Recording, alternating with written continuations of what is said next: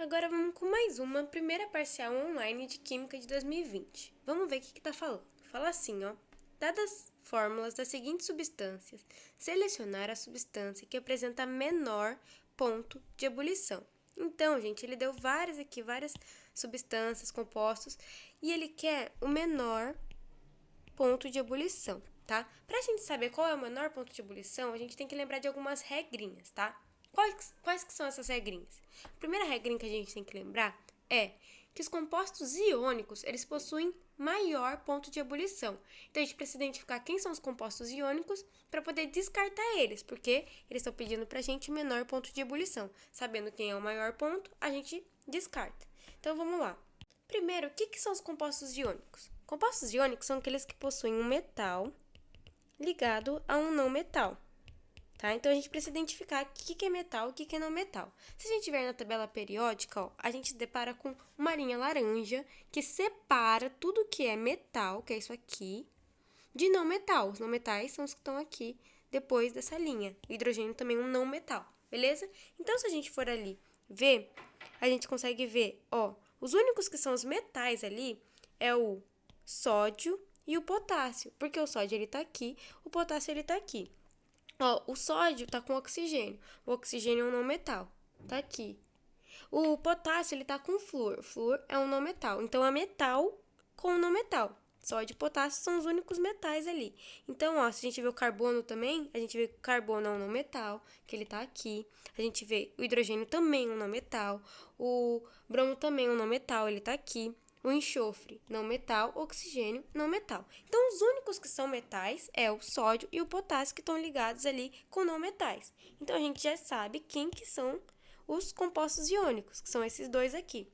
E os compostos iônicos apresentam alto ponto de ebulição. Então, se eles apresentam alto ponto de ebulição e a gente quer o menor ponto de ebulição, a gente pode descartar eles sim ou sim, tá? E a gente precisa analisar só esses dois aqui. Agora, entre esses dois, se a gente sabe que eles são não metais, eles fazem uma ligação covalente entre eles, né, eles são moléculas, a gente precisa saber da polaridade dessas moléculas. Porque a segunda regrinha é que as moléculas polares possuem maior ponto de ebulição, enquanto as moléculas que não são polares apresentam menor ponto de ebulição. Tá? O que são as moléculas polares? São aquelas que possuem polo, né, uma deformidade na nuvem eletrônica. E as que são não polares são aquelas que têm uma nuvem eletrônica equilibrada. Então, vamos analisar essas moléculas aqui para a gente saber qual que é a polar e qual que é a não polar. Vamos com a primeira ali. A primeira, ele está falando do CHBr3. O C, gente, ele está na família 4A ou 14 da tabela periódica. Isso significa que ele tem 4 elétrons ao seu redor. 1, 2, 3, 4. Para ele ficar com 8, segundo a regra do octeto, ele precisa fazer mais 4 ligações. E ele vai estar fazendo, certo? Um com hidrogênio.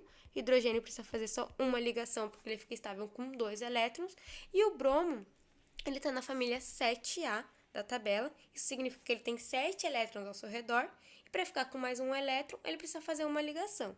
Então, a gente vai colocar aqui, ó, um bromo aqui, um bromo aqui e um bromo aqui. Lembrando que o bromo vai fazer uma ligação, porque ele está na família 7A, e ele já tem 7 elétrons. Então, 1, 2, 3, 4, 5, 6, 7. Esse também.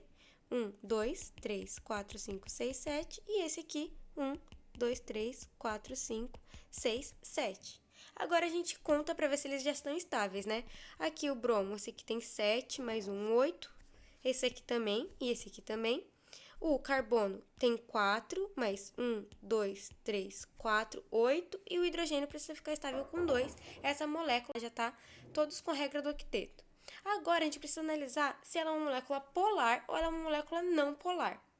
Para a gente analisar isso, a gente precisa do quê? Da eletronegatividade desses átomos. Como que é a eletronegatividade? É Von, Cle, Brisk, pH. Tá? Ou seja, a eletronegatividade cresce no sentido do flúor. Então, se a gente comparar aqui, ó, a gente está comparando o bromo, a gente está comparando o carbono e a gente está comparando o hidrogênio, tá?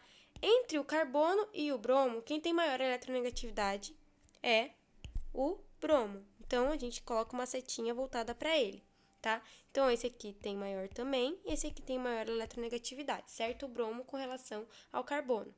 Agora, entre o carbono e o hidrogênio, que tem maior eletronegatividade, é o carbono. Então, essa aqui vem uma setinha para cá. Então, ó, observe. Essa ligação aqui está puxando com uma força. Essa com a mesma força, essa com a mesma força. E aí o carbono está puxando esse elétron do hidrogênio porque ele é mais eletronegativo. Ou seja, tem uma deformidade nessa molécula, né? Ou seja, a nuvem eletrônica ela vai estar mais arrastada para esse lado do que para o lado do hidrogênio, né? Porque são ligantes diferentes, que possuem eletronegatividades diferentes. E se isso acontece, a gente está diante de uma molécula que tem um momento, uma força resultante diferente de zero, certo? E aí a gente está falando de moléculas que são polares. E sempre a gente tem que lembrar que as moléculas polares possuem um ponto de ebulição maior do que as que não são polares.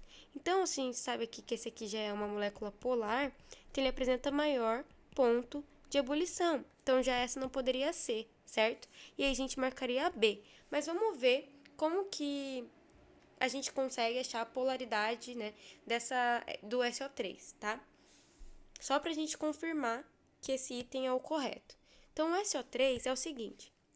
O S, ele está na família 6A. Significa que ele tem 6 elétrons. 1, 2, 3, 4, 5, 6. Se ele está na família 6, ele precisa ter mais 2 elétrons para ele ficar estável com 8. E aí ele vai estar fazendo uma ligação dupla com o oxigênio.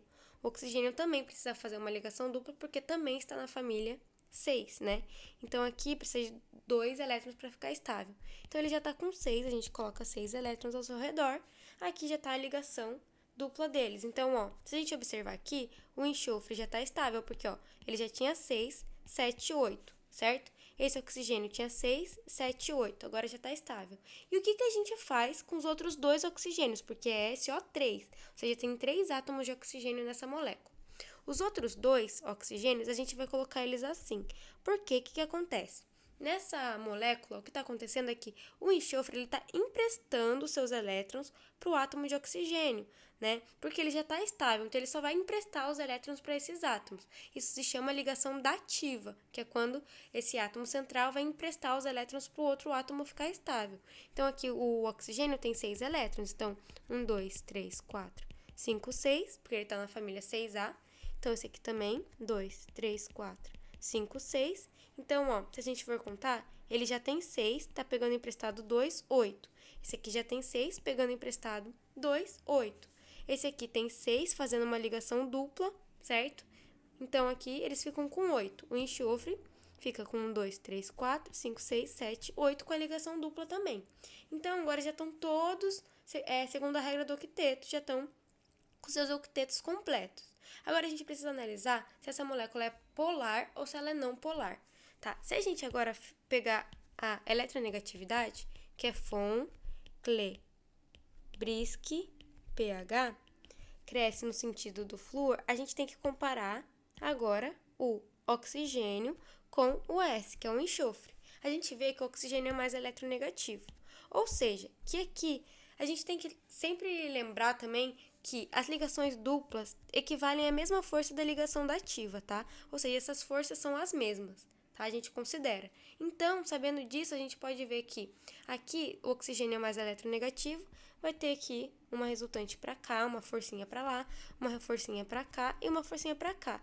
E essa força é igual, ou seja, a nuvem eletrônica se desloca para cá igual, que se desloca para cá igual, que se desloca para cá igual. Por quê? A gente está falando dos mesmos átomos, ou seja, da mesma eletronegatividade. E se a gente está falando dos mesmos átomos, da mesma eletronegatividade, a mesma força que puxa de um lado é a mesma força que puxa do outro, a gente fala de um momento dipolar, de uma força resultante nessa molécula igual a zero. Se a gente fala de um momento igual a zero, a gente está falando de uma molécula que não tem polo, ou seja, ela é não polar. Por quê? A força com que está puxando para cima é a mesma que está puxando dos lados, né? Aí isso gera uma resultante que se anula no final das contas. Então, essa é uma molécula não polar, e as moléculas não polares apresentam menor ponto de ebulição. Então, por isso aqui, nessa questão, o item B é realmente o certo, porque esse aqui é uma molécula não polar. Enquanto esses aqui são compostos iônicos, que possuem alto ponto de ebulição, lembra? E as moléculas polares têm maior ponto de ebulição do que as não polares. Então, ele pediu o menor ponto, então aqui, esse aqui é o item B. Gente, eu tenho uma dica para dar aqui nesse exercício, porque assim, eu vou apagar aqui pra gente analisar, tá? Como que a gente faz esse exercício rápido, pra gente não perder tempo na hora da prova? É assim, ó.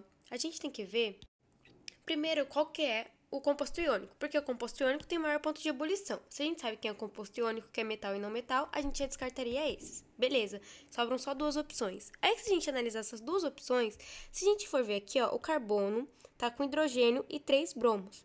Poxa, essa molécula aqui, então, ela já não tem uma estabilidade, já não tem um equilíbrio, porque o bromo tem uma eletronegatividade e o hidrogênio tem outra eletronegatividade. Então, isso aqui pode ter um alto ponto de ebulição, porque é uma molécula polar, tá? A gente pode ver só analisando aqui os átomos que estão junto com o átomo central. E aqui, ó, o enxofre, se a gente for parar para pensar, o enxofre está com 3 oxigênios. Pois os oxigênios, eles vão estar ao redor do enxofre, certo? E se eles vão estar ao redor do enxofre e eles são o mesmo átomo, eles têm eletronegatividade igual. Ou seja, isso aqui vai ser não polar, tá? Cuidado que a gente tem que tomar é que a gente tem que ter certeza de que não vai ter par de elétrons livres sobrando, porque par de elétrons livres sobrando caracteriza uma molécula polar também. Aí o desempate não seria esse. Mas se a gente for ver que não tem par de elétrons livres sobrando e que isso aqui tem a mesma eletronegatividade dos oxigênios, a gente já descartaria a AA. Por quê? Porque é um hidrogênio e o bromo, que tem eletronegatividade diferente, né? Tá ligado ao carbono, todos esses dois estão ligados ao carbono. Enquanto aqui não, é o oxigênio que tá ligado ao enxofre, ou seja, só tem uma eletronegatividade envolvida, tá? Então, se fosse para descartar, a gente já descartaria A e marcaria B logo na prova, para ser rápido, beleza? Qualquer dúvida, questão, pergunta sobre essas regrinhas de ponto de ebulição ou sobre a polaridade das moléculas, pode deixar aí nos comentários.